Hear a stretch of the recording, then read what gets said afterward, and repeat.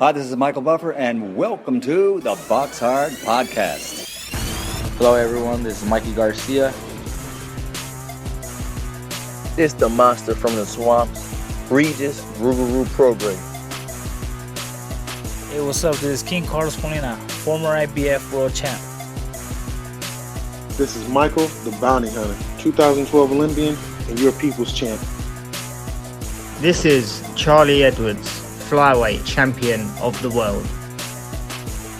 This is Fast Eddie Chambers, and you're listening to the BoxHard Podcast with my main man, Joey Coastman. Hello, everybody, and welcome to episode 328 of the BoxHard Podcast. We continue to produce podcast after podcast every week. We continue to bring you the best guests of any other podcast in the entire world of boxing, for sure. I am Joey Coastman, your host. I'm joined as ever by my co-host, former heavyweight world title challenger, Mr. Fast Eddie Chambers. Eddie, how you doing, my man? I'm good, my man. How about yourself? Always good when speaking with you, feeling particularly fired up for this week's show. It's going to be bite-sized again, though, I'm afraid. Not too much to review, not too much to preview, and of course one interview in the middle of all that. And that interview is going to be with four-weight, five-time world champion Mr. Leo Santa Cruz. He's fighting next weekend, not this weekend, so we will get to that in due course. But let's start, though, with the review part of the show at the Borgata Hotel Casino in Atlantic City, New Jersey. It was on Showtime. On the undercard, firstly, we should start with that. Tukstot Nyambayar. King Tug, former world title challenger, of course, lost his O to Gary Russell Jr. He's now 12-2 with a draw, a split draw over 10 rounds against Sakaria Lucas, who's 25-1 with a draw. He had him hurt early on in the fight, actually, Nyambayar, but was unable to finish the fight there. And, he let Lucas get back into the fight. A lot of people feeling like now Nyambayar just doesn't seem to be the same fighter he once was. Perhaps, he's burned out really quick. I think he had quite a deep amateur career. As I say, 12-2 with a draw. It's not the prettiest looking record. Subriel Matias as well. Very pleased for him. He's now 18-1 with 18 KOs. He was able to beat Petros Ananyan, who had previously beaten him. So he's avenged his sole defeat now.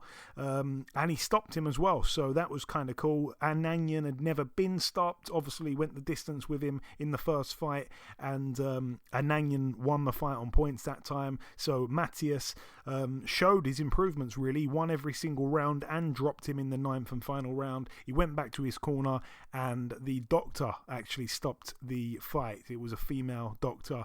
I don't think he could follow her finger around in the air when she was saying follow my finger left and right.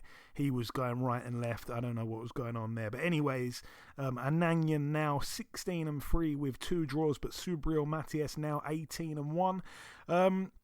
The main event, let's get to it. Friend of the show, Gary Russell Jr., the longest reigning champion in boxing, dethroned by the very hungry Mark Magsayo of the Philippines. He lost there his WBC featherweight world title. Very close fight in the end. 114 on one card. That was from female judge Lynn Carter. And then the other two judges had it 2 points to Magsayo. 115, 113, both to Magsayo. Real shock, to be honest with you, because this fight here, I said it on last week's show, I thought the odds were really too close for my liking, and I lost money on this one, to be honest with you. I did think that Gary Russell would have too much for Magsayo, who had been on the deck a couple times, had a couple really close fights, but I knew that he was going to give it his absolute all, and he was going to probably be the best version of himself that we'd ever seen. But yeah, Gary Russell said a couple days before the fight that he's got an injury. He's not going to say what it is, and it's probably going to bother him in the fight. I don't understand what that was all about. He went into the fight, obviously, quite clearly with an injured shoulder that did end up playing a massive part in the fight, because after he fully injured it, he didn't throw a single jab for the rest of the fight and then was ultimately outworked and outpointed. And when asked about it, they said, I think it was Jim Gray, said, "Why didn't you pull out the fight?" He said, no, this is what warriors do.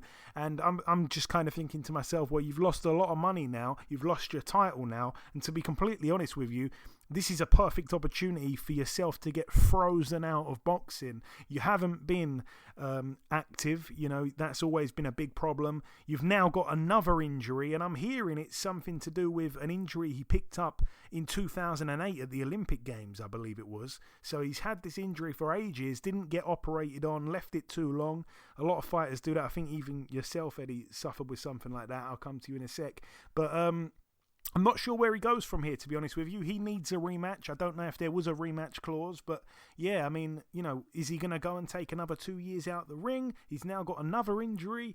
As I say, no one's going to want to fight him because he's like high risk, low reward without a title now. But yeah, even though I said he was the longest reigning champion, he had very few defenses because of that inactivity, which was very frustrating for everyone.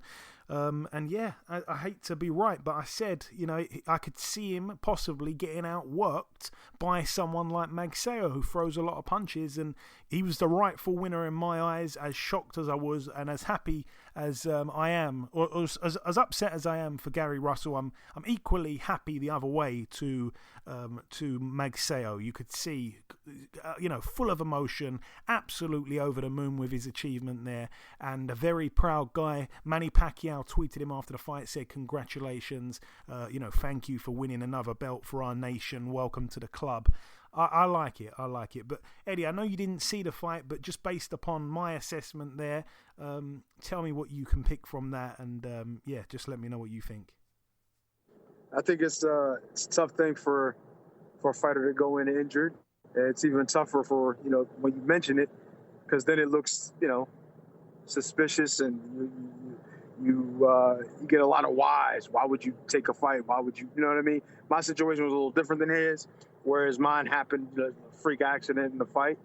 But he had the opportunity to make the right business decision. I think he might have dropped the ball on that a little bit, because I understand you want to be a warrior. I understand you want to do the things that other fighters may not want to do or take a chance on doing. But in this case, like you said, he could have possibly lost him some money, further opportunities in his career, being a household name and all of those things, going forward. And maybe some of the opportunities with fighters that are, more well-known than him are now, people are like, whew, they can wipe the sweat off their brow and say, I don't really have to deal with this guy much now. He's already lost his title. He's got, he's got another injury. He's going to be out the ring for a while. Why should, we even talk about Gary Russell right now? It kind of, like you said, it kind of does freeze him out of an opportunity. So it's unfortunate. I didn't see exactly what happened in the fight. But his career now is not necessarily in question. I mean, he always can come back. He's still really extremely talented and fast, has all the ability in the world. So he'll still be successful. He's just got to get himself in complete physical form and not in able to get in the ring without worrying about injury. And then he's also got to make sure he's dedicated and rededicated to and hungry to earning those titles and those stripes back. You know what I mean? As far as the other kid, he's, obviously I can imagine him being over the moon. It's just, no matter what the situation was and how he got the title, it's just the fact that he got it. And he's able to, with his countrymen, celebrate that kind of thing. It's just, I can only imagine the feeling that he's having. And it's a wonderful thing. Even when I won the fight to get the number one spot, it felt like I just won the title. So it's an awesome feeling to be one of the best in the world. And, I can appreciate how he feels and congratulations to him. Yeah, well said. And also a win on the undercard as well. I almost forgot to mention it. For Evan Holyfield, now 9-0. A unanimous decision win over 6 rounds against Chris Rollins, now 5-4 with a draw. That, though, brings the review part of the show to a close. That is it. So the final thing for me to do before we end part 1 is to welcome our special guest on this week's podcast. Ladies and gentlemen, please welcome the 4-weight, 5-time champion of the world. It is, of course, Mr. Leo Santa Cruz. Leo, welcome to the show, my friend. Thank you. Thank you for having me here. Hey, I'm very happy. It's absolutely my pleasure, Leo. The main reason we're talking is, of course, to discuss your upcoming fight. I must ask you, though, how have you been since your last fight? I think I had you winning every single round until that devastating KO at the hands of Gervonta Davis. How have you been since that fight, mentally more than anything, Leo? Thank you very much. It means a lot that you had me winning the rounds. I feel good. Messages like yours or comments like yours that you had me winning. It makes me feel good. It makes me want to come back to boxing and fight and give more fights. Cause I think Gervonta is a great fighter and everything. I just got caught. I got caught in the moment. I stood there and stuff. But I feel good. I feel more. My body has been rested. I had a good time to rest, to be with the family and everything, and now I'm ready to come back to the ring and give great fights like always.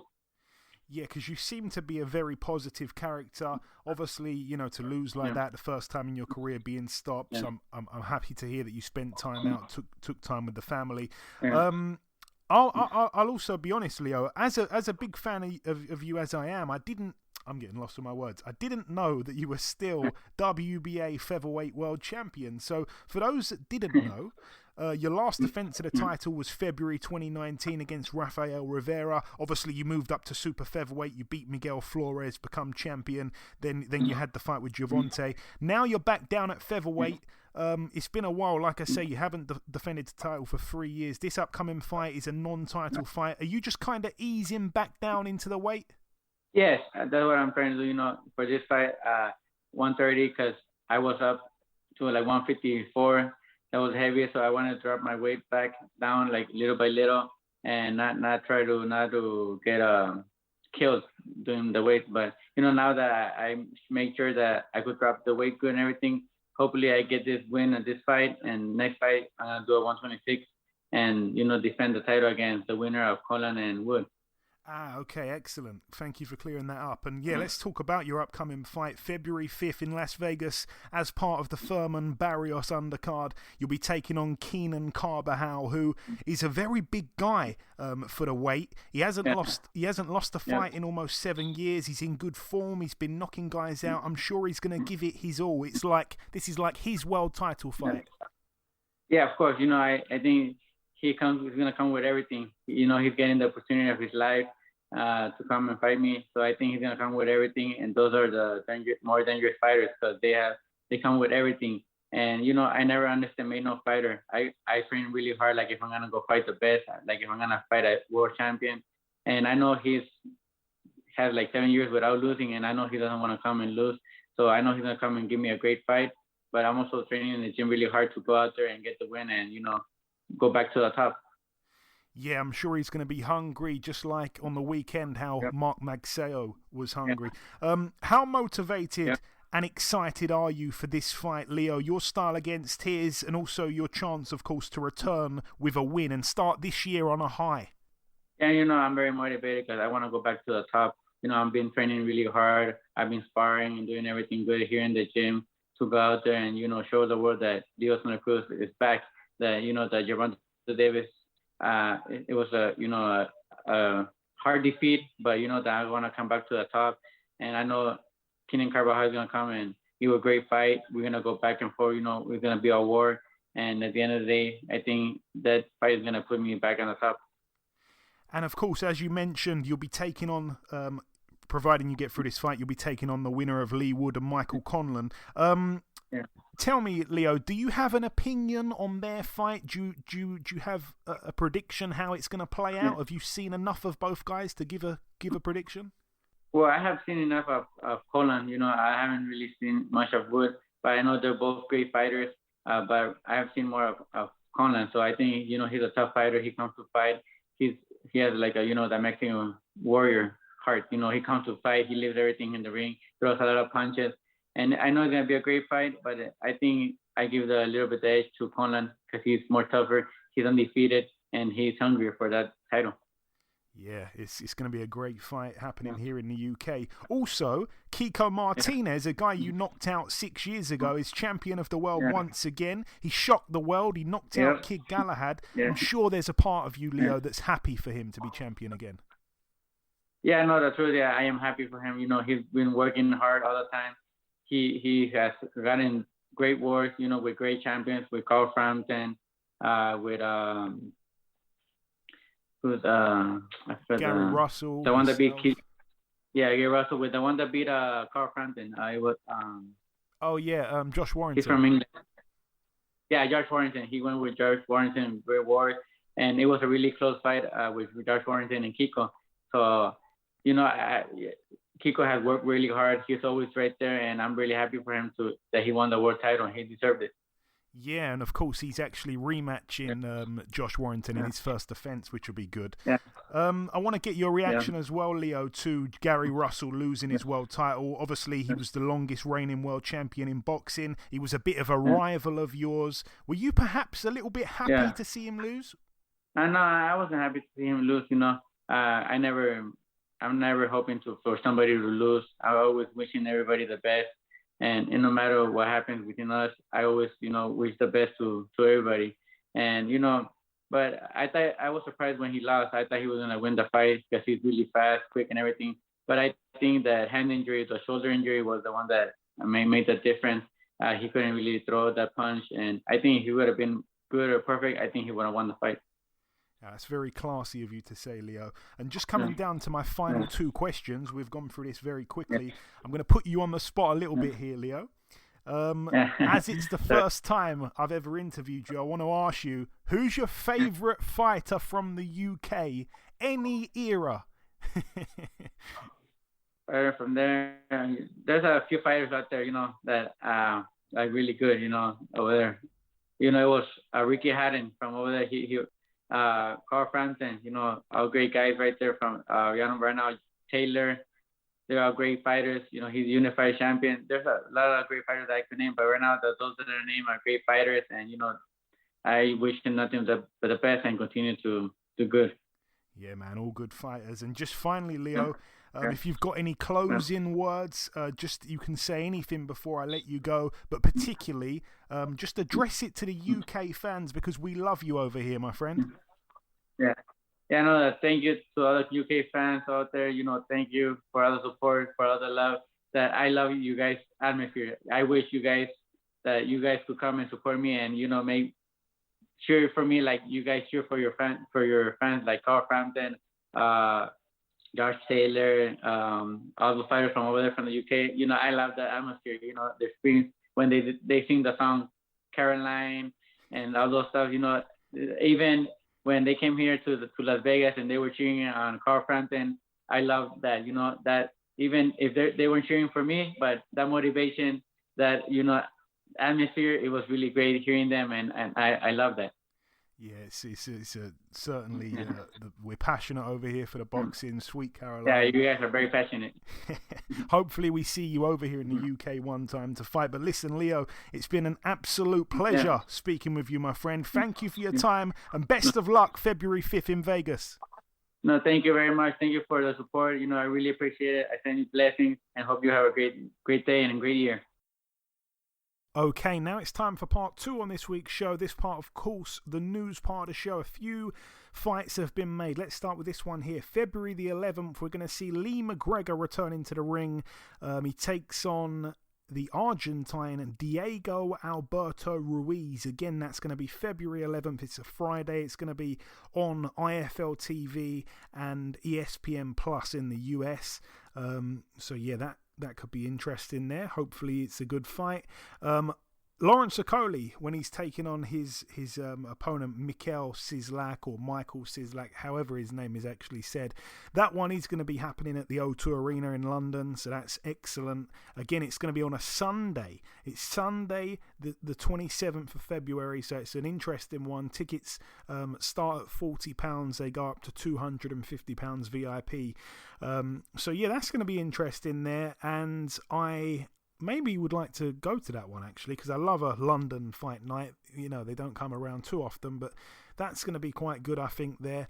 In other news, Chris Bulk has landed a British title shot against Mark Leach. It's going to be for the vacant British super bantamweight title. It's going to be taking place Friday, March the 11th at York Hall, Bethnal Green. It's going to be live on BT Sport. And finally, Julio Cesar Martinez, the WBC flyweight world champion, is moving up in weight to take on Chocolatito. That's going to be March the 5th. That's because Chocolatito was obviously set to give a rematch to Estrada. Estrada has been forced out the fight. It was going to be the trilogy fight. He's been forced out with COVID-19. In steps Julio Cesar Martinez moving up in weight. Could be really interesting there, but I think he's going to lose that one, Martinez. I haven't really liked him in his last couple fights. I think he's not on the slide, but you know, the punches are starting to kind of make their mark now on him. I think he's always had that kind of style. It's not a longevity type boxing style. It's going to burn out quite quick. He likes a war, but it could be very interesting while it lasts. He does punch hard. He's very strong. Chocolatito himself, perhaps, best days were behind him many years ago, and then he pulls out these tremendous performances here and there.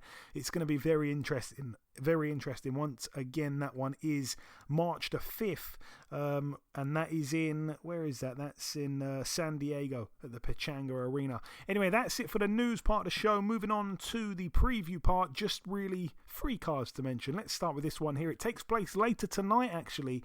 By the time you hear this, the fight's probably finished, but it's going to take place at the Wizink Center in Madrid, Spain. Over here we have not much really on the card apart from the main event. Former middleweight world champion Sergio Martinez, 54-3 with 2 draws in a 10-rounder against Macaulay McGowan, who is 14-2 with a draw. That's over 10 rounds there. I don't really give Macaulay McGowan much of a chance in that one at all, to be honest with you. It is such a strange fight. It doesn't make any sense at all, but I can see the old veteran getting the win there quite straightforwardly. This one takes place on Saturday at the Packard Music Hall in Warren, Ohio, USA. This one's going to be, I'm not sure where it's going to be televised or if it's going to be televised, but anyways, let's get to it. We've got Ilunga Makabu, the guy that was supposed to be taking on Canelo for the, defending his cruiserweight world title. He was supposed to be taking on Canelo. That fight's fallen through for whatever reason. Obviously, he also boxed Tony Bellew at Goodison Park when Bellew was dropped and then got up and stopped him and become world champion. He gets in with a man that Eddie Chambers knows very well, Tabiso Machunu, 23-5. Machunu gets a chance here to become world champion against a very hard-hitting Makabu from Congo, the southpaw, 6 foot tall. Machunu, a lot of people kind of saying if it goes to points, it's going to be Machunu who probably wins. If it's a stoppage, it's certainly going to be Ilunga Makabu. We shall see. Elsewhere on that undercard, Trevor Bryan, 21-0, defends his WBA World Heavyweight title. I should mention this card, of course, is being promoted by Don King. But anyway, Trevor Bryan gets in with Jonathan Guidry, who's got a record of 17-0 with 10 KOs. He's got 2 draws. The draws came in 2017 and 2014, a majority decision or majority draw both times. And this Jonathan Guidry guy, he has been in with Trevor Bryan in the amateurs. He lost to Trevor Bryan 11 years ago on points in the amateurs. So we shall see who becomes WBA heavyweight world champion. I think it's probably still going to be Trevor Bryan, but both guys are undefeated, both guys heavyweights. Hopefully we see a KO there. And the final card to mention takes place at the Hard Rock Hotel and Casino in Tulsa, Oklahoma, USA. It's a card that I wouldn't even normally mention, I don't think, because it's not really a huge one. But Robson Conceição, some people will know, in his last fight, he arguably beat Oscar Valdez, who it was a bit weird how he come into the fight and he kind of maybe failed a drugs test, maybe didn't. And he got in there and arguably was beaten by Robson Conceição of Brazil, 16-1, coming off that loss, that controversial loss back in September to Valdez. He gets in with an undefeated fighter, Javier Martinez, 17-0, 11 KOs. That one to take place there at Super Feather. Anything on the undercard there? I don't really think so. Stefan Shaw, 15-0 with 11 KOs. He's from Missouri. He gets in with Joey DeWaco, 21-9 with 4 draws. Maybe that's a fight I should mention. Joey DeWaco certainly seems like he's got one foot out the door at this rate. And Nico Ali Walsh as well on the card, 3-0, 2 KOs. He gets in with Jeremiah Yiga, who's 1-1-1. And another guy, a heavyweight that we should mention as well, Jeremiah Milton, 3-0, 3 KOs. From Oklahoma, based in Las Vegas. He hasn't got an opponent just yet, but he's scheduled for a 6-rounder. I'm hearing a lot of good things about Jeremiah Milton.